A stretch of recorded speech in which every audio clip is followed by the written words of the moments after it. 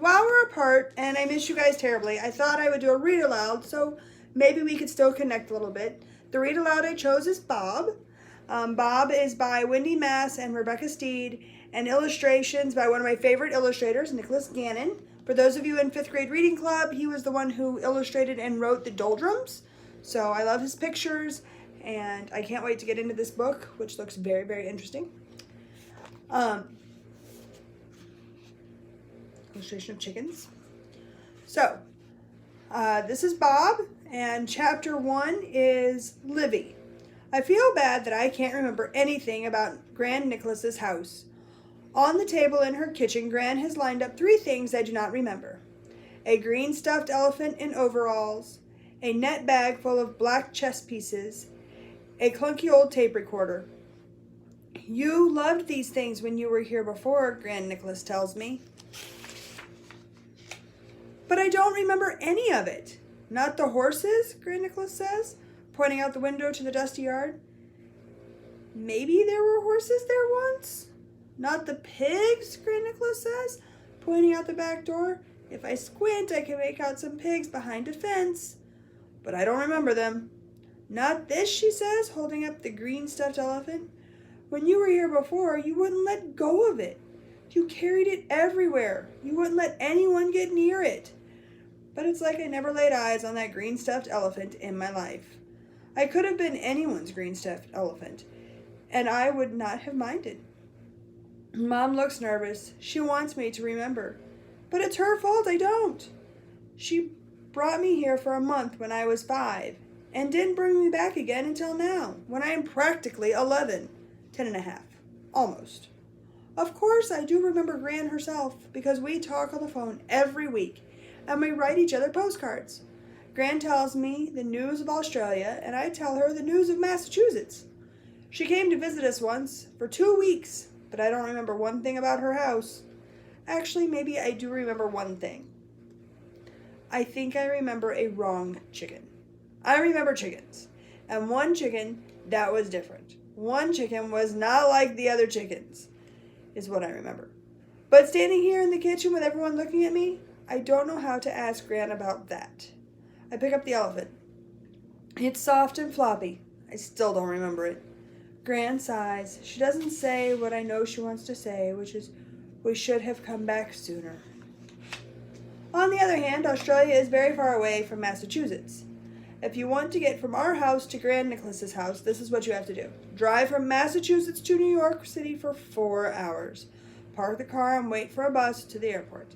Take a plane for 7 hours to California. Get off that plane. Take another plane for 19 hours to Melbourne, Australia. Get off that plane. Wait in 3 different lines while official people look at your bags and your papers. Wait in the rental car line. Drive the car for 2 hours in Australia. Get to Gran's house.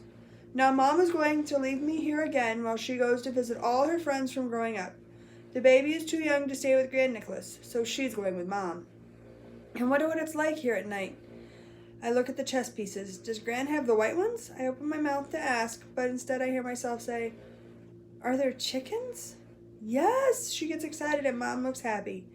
Gran grabs my hand and runs me out to the yard where some chickens are pecking the dirt.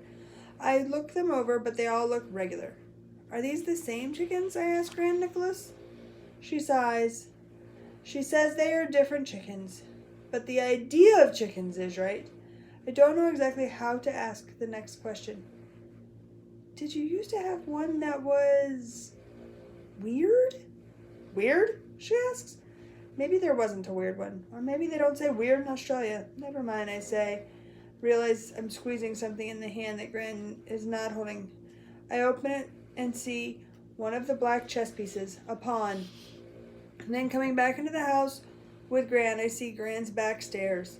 They have carpet on them, and I suddenly know that I have bumped down those stairs. Did I ever bump down those stairs? I ask Gran, pointing. Yes, she says. You loved bumping down those stairs. You had a name for it.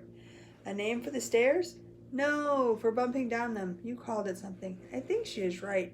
I think I did call it something, but neither of us can remember what it was. Now that I've remembered the chickens and the stairs, Mom looks happier. Maybe Gran won't think we stayed away too long after all. The baby starts doing some pre-crying in her baby seat. Dad and I invented the word pre-crying, which means the crying that comes right before the really loud crying. Mom isn't fussing with her because she wants her to know this trip is about me having a special time with Gran Nicholas, and not just for Gran to finally see the baby in real life. I hear Mom talking to Dad about it the day we left home. Mom said, I want Olivia to know that this trip is about her having special time with Gran, not just about the baby. Dad said, I know, hun. You told me yesterday and this morning. Dad didn't come to Australia with us. He's at home building a new room for the baby. He says it'll be ready when we get back. Then I sort of remember another thing. It's something about the second floor. But I'm not exactly sure what about the second floor it is. I'm still squeezing the black pawn. It feels good in my hand. Is there something about the second floor, I ask? Yes, Gran says. The second floor is where your room is. And your 4-poster bed. But what I remember about the second floor is not a big bed with a canopy. I still don't know what it is, but it's not that. It's... May I be excused, I ask, already turning toward the stairs. I'll come up with you, Mom says. Your room used to be my room when I was a little girl, remember? I stop, one hand on the railing of the carpeted stairs that I used to bump down. For some reason, I think I'm supposed to go up alone. I glance at Beth Ann, who is still wiggling in her seat. Our eyes meet, and if she knows what I'm thinking, she quits her pre-crying and makes her someone feed me whimper. Mom turns towards her, torn between the two of us, and I zoom up the stairs. The doors along the upstairs hallway are open.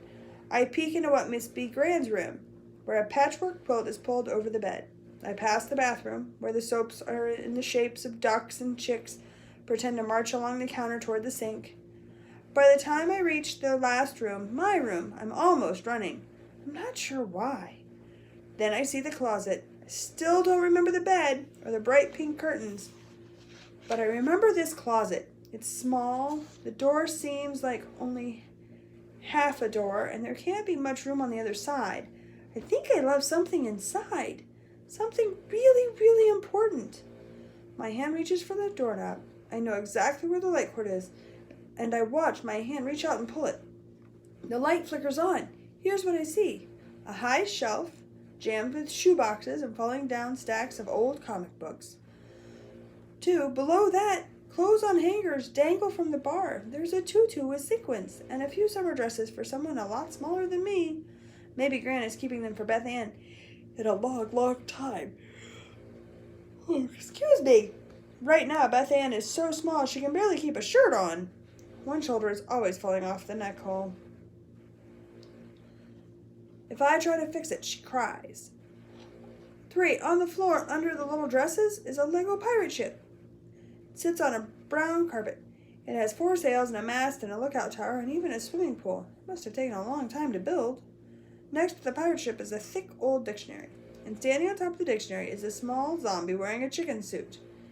He's rubbing his eyes, a Lego pirate clutched in one green hand. When his eyes adjust to the light, he uses them to look me up and down. Then he says, "You're back. Took you long enough."